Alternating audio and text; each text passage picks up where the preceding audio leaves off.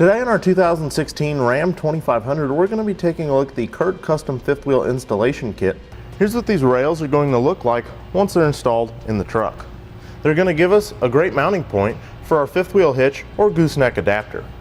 They have a nice finish, which is going to resist rust and corrosion to help provide you a nice, long, durable life. With the multiple mounting locations for a fifth wheel hitch, it's going to work with other manufacturers' hitches as well, like Reese, Husky, Valley, or Draw-Tite. What's really nice about this rail kit is it uses existing weld nuts in the frame in order to mount the frame brackets. Now let's go ahead and show you how to install it. First thing we did to begin the installation is we went ahead and removed the spare tire to make it easier to see and work. Next, we'll use a 10mm socket to remove our heat shield. There's going to be two 10mm bolts that are going to go up into the back side of this cross member.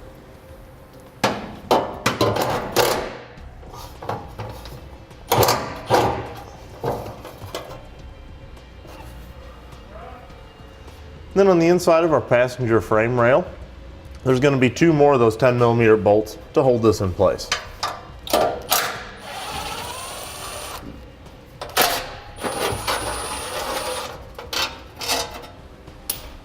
Next thing, on the inside of the driver's side frame rail, just at the rear of the gas tank, we've got these vacuum lines, brake lines, and wires.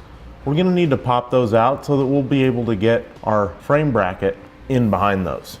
So you can take a flathead screwdriver or a trim panel tool if you have one and just pry them outwards at each connection point in order to get them loose.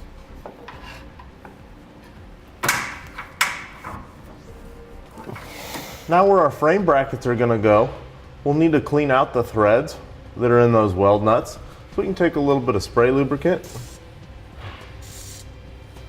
spray it in there, and then we can use a tube brush in order to clean that out. And if you need one of these tube brushes, you can get that on our site, part number 814092.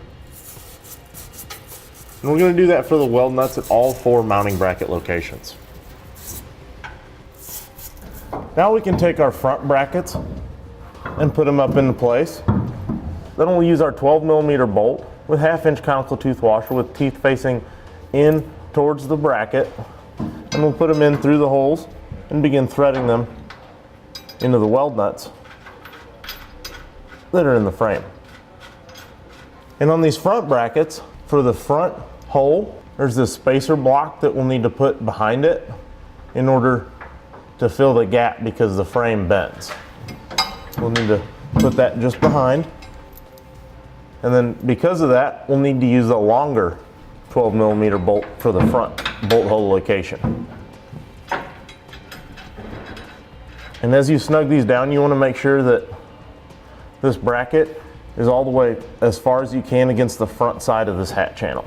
And you want to get those bolts just tight enough that it's going to hold that bracket in place. And then we'll repeat that process for the other side. Now we can put our rear brackets up into place.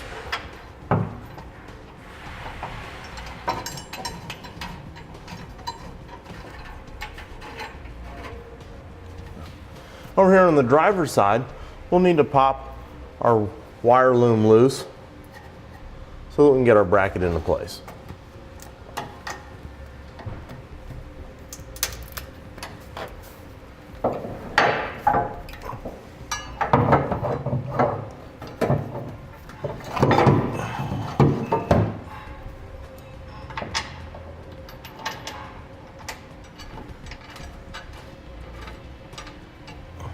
Now we'll take a center punch, and on our front brackets, right in the center of each hole on the underside of the bed, we're going to put a center punch, so that way when we go up top we can make sure that all the indents for the center punches line up with the holes in the rail.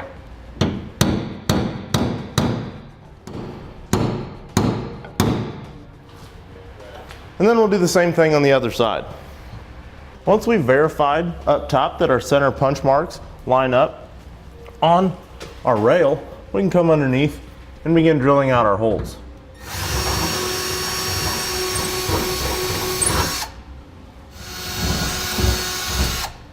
And we'll do that same thing for the other side. Once we've got our holes drilled out, we'll go ahead and drill them out to the size indicated in the instructions.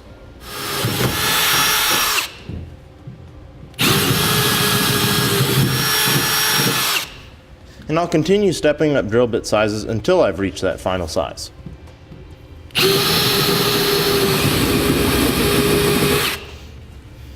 Now that I've got my holes drilled out to size, I'll lay my rail back down and get it lined up with those holes.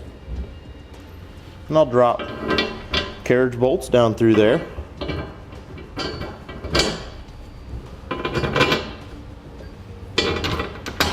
So with the carriage bolt down through each one, I'll be able to mark and drill my location for the front hole on the rail here in the center.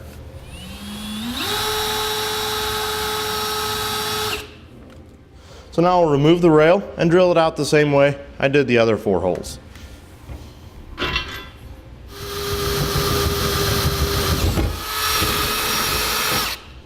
Now with all the holes drilled out for my front rail, I'm going to take some black spray paint and just spray paint just inside those holes to help prevent rust in the bed. Now we can put our mounting rail back down, and then through all 5 of our holes now, we'll drop our carriage bolts through. In order to prevent crushing of the corrugation in the bed, we're going to use these supplied U-shaped washers, and because the bolts go through the low point in the corrugation, we're going to put these in the top side of the bed. You'll just need to slide it around the carriage bolt. Okay. So then it'll be the same for the rest of our carriage bolts. Now on the underside, we'll loosely install our square hole spacer blocks and our 1/2-inch flange nuts.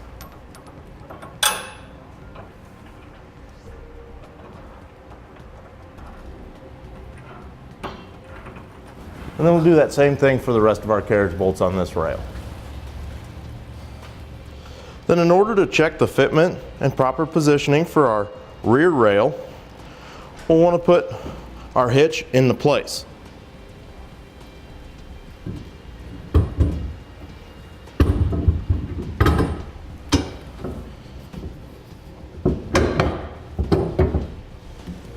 With our hitch in place, now we'll measure between the ends of our rear rail to the sides of the bed to make sure that it's centered.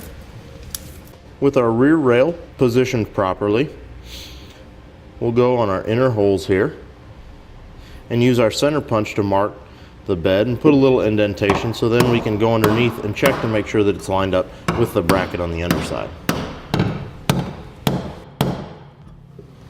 And now on the underside here, we can check to make sure that our indentation from our center punch is lined up properly with the hole for our bracket. And if it's not, you can adjust this bracket a little bit because the holes for these bolts are slotted, so you can shift it a little bit if absolutely necessary. So now in order to drill out the holes, we can move our hitch and our rear rail.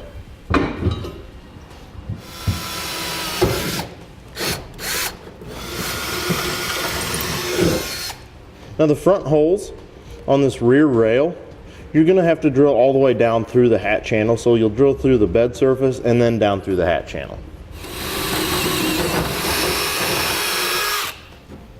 Once we've got them all drilled out, we'll use some black spray paint to spray paint the edge of the holes that we just drilled, the same way we did for the front rail. Now back on this driver's side rear bracket, we're going to need to take this bracket back off so that this hole to the hat channel, we can drill that out in order to get that pipe spacer up in there.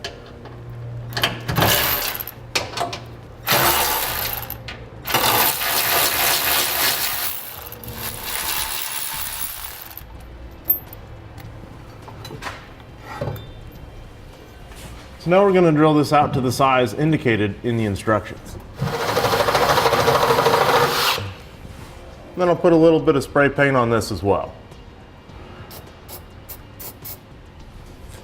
So now we're going to put our rail back down into place, and we'll begin dropping our carriage bolts through. Now for this rear row of bolts, we'll be using all the shorter carriage bolts. But then for the 2 holes in our front row, on the driver's side, we're going to be using the 4-inch long carriage bolt. So we'll drop that down through. But then over on our passenger side, we'll be using this hex bolt with flat washer. But what we'll need to do before we can put it down through there into place is we're going to need to get that pipe spacer into position. So we'll do that once we get all these carriage bolts started underneath. Now we can put our bracket back up into place. And as we put our bracket back up, we'll want to take our pipe spacer and slide it up into our hat channel around our carriage bolt.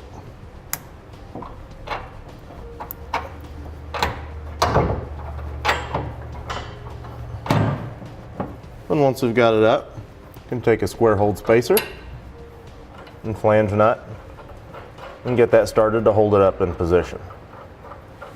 And then for our other carriage bolt, spacer block and flange nut. Then we can get our 12mm bolt started again, going into the frame.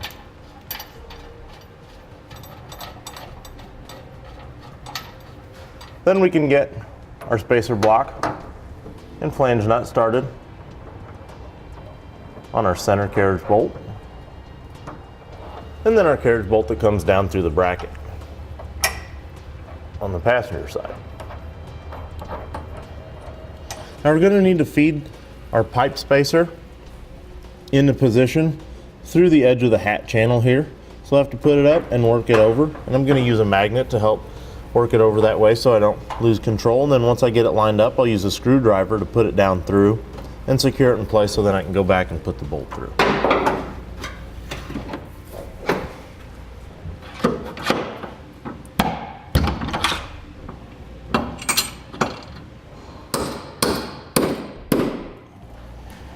Now that we've got the bolt down through, what we'll need to do is put on one of our spacer blocks. And there we've got our nut on the bolt. Now we'll put our hitch back in. Once you've got everything in place, before we begin tightening, we'll want to be sure to put these U-shaped spacers underneath each bolt in our rear rail.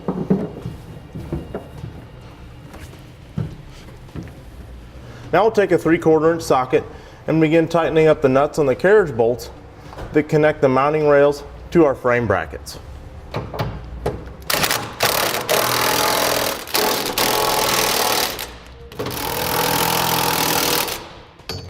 Then we'll tighten up the center bolts on the mounting rails. Then we'll use a 3/4 inch socket to begin tightening the 12mm bolts holding our frame brackets to the frame.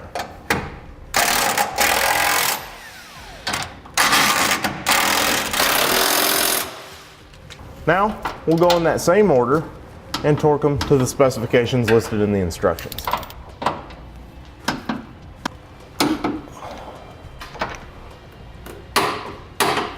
Now on the inside of the driver's frame rail, we'll need to make sure to clip back as much of this loom and lines as we can that we took off. Then we'll reinstall our spare tire heat shield.